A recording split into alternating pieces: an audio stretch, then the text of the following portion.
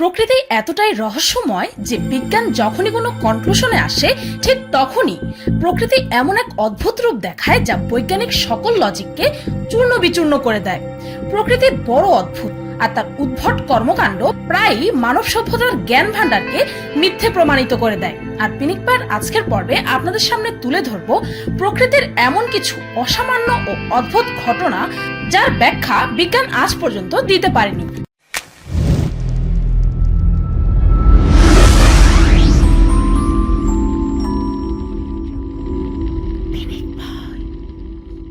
Selling Stones United states of আমেরিকার দুইটি রাজ্যে নেভাদা ও ক্যালিফোর্নিয়ার বর্ডারে অবস্থিত ডেথ ভ্যালি ন্যাশনাল পার্ক আমেরিকার উত্তর দিকের সবচেয়ে শুষ্ক স্থান এটি। আর এখানেই আছে রেস্ট্রাক পালায়া, যেখানে এই পৃথিবীর একটি অত্যন্ত উদ্ভট ঘটনা ঘটে। রেস্ট্রাক পালায়া হচ্ছে একটি ঝিলের শুকনো তল যা প্রায় সারা বছরই পানি শূন্য থাকে, আর সেখানে গাছপালাও জন্মাতে পারে না। এই জায়গাটি একেবারে সমতল, আর এখানেই কিছু পাথর নিজে নিজেই কোনো পশু পাখি অথবা মানুষের হস্তক্ষেপ ছাড়া নিজে নিজেই জায়গা পরিবর্তন করতে থাকে আর বিভিন্ন ডিরেকশনে মুভও করতে থাকে। এই পাথরগুলোর পেছনে থাকা লাইনগুলোই এর প্রমাণ যে পাথরগুলো নির্দিষ্ট কিছু ডিস্টেন্স মুভ করেছে। আর যেহেতু পাথরের ঘষায় তৈরি হওয়া চিহ্নের আশেপাশে অন্য কোনো রকম কোনো চিহ্নই পাওয়া যায়নি, তাই এটিও অন্যতম প্রমাণ যে পাথরগুলো কোনো পশু পাখি অথবা মানুষ মুভ করেনি। তাহলে কিভাবে এবার জায়গা পরিবর্তন করছে এই পাথরগুলো?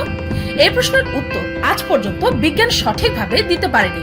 এই ঘটনাটিকে অনেকেই অনেকভাবে ব্যাখ্যা করার চেষ্টা করেছে, কিন্তু কোনো ব্যাখ্যাই এই ঘটনাটিকে সম্পূর্ণরূপে এক্সপ্লেন করতে পারেনি। 2013-তে বিজ্ঞানীর এক দল কিছু পাথরের উপর জিপিএস ট্র্যাকার লাগিয়ে দিয়েছিলেন, আর টাইমলেস ভিডিওর দ্বারা রহস্যময় এই ঘটনাটিকে রেকর্ড করার চেষ্টা করেন।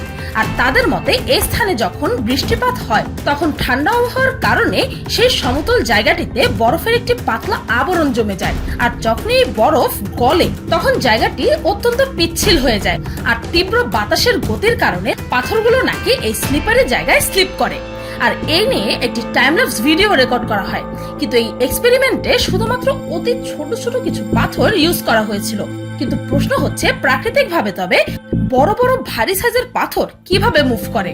এই প্রশ্নের উত্তর আজও দেওয়া সম্ভব হয়নি।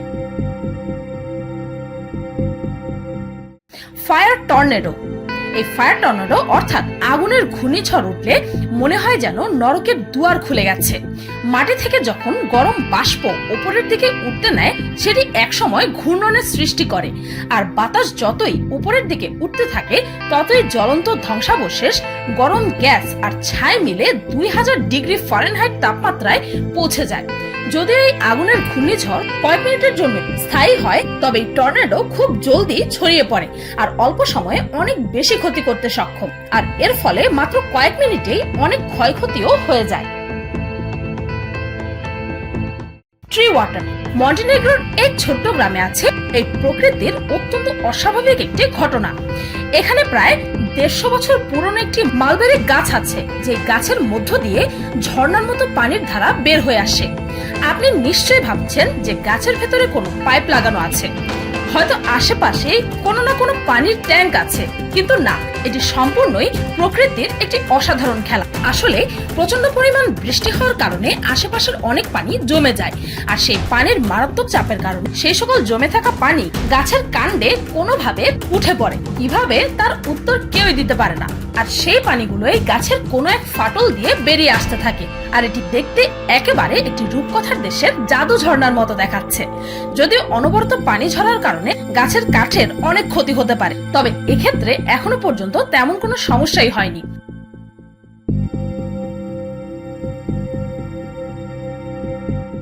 Morning glory cloud. স্ক্রিনে আপনারা যা দেখতে পাচ্ছেন তা হচ্ছে আকাশের মেঘ, যেগুলো কিনা লম্বা রাস্তার মতো টিউবের আকারের হয়ে আছে। আর সারা বিশ্বে প্রকৃতির এই অদ্ভুত ব্যাপারটিকে আকাশের হাইওয়ে বলে সম্বোধন করা হয়। আকাশের লেন ওয়াইজ এই মেঘগুলো কয়েক হাজার কিলোমিটারও লম্বা হতে পারে। এরকম উদ্ভট আকার মেঘ পৃথিবীর মাত্র কিছু জায়গায় দেখা যায়, কিন্তু অস্ট্রেলিয়ার গালফ অফ কার্পেন্ট্রিয়ার এমন মেঘগুলো সাধারণত সকালবেলায় দেখা যায়, তাই তো এগুলোকে মর্নিং গ্লোরি ক্লাউড বলা হয়।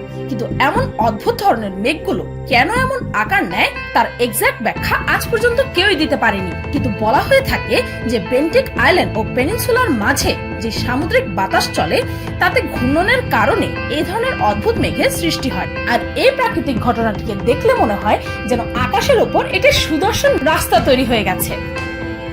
কৃষ্ণাস বাটার বল, এই প্রাকৃতিক ঘটনাটি আপনাকে সত্যি চমকে দেবে। ইন্ডিয়ার মহাবালিপুরমে গণেশ মন্দিরের পাশে আপনি একটি অদ্ভুত পাথরকে অলৌকিকভাবে ঝুলে থাকতে দেখবেন। এই পাথরটির ডায়ামিটার হচ্ছে 16 ফিট আর বিশাল এই পাথরটি একটি ঢালু জায়গায় 45 ডিগ্রি অ্যাঙ্গেলে বেঁকানো অবস্থায় কোনো ধরনের কোনো সাপোর্ট ছাড়া ঝুলে আছে।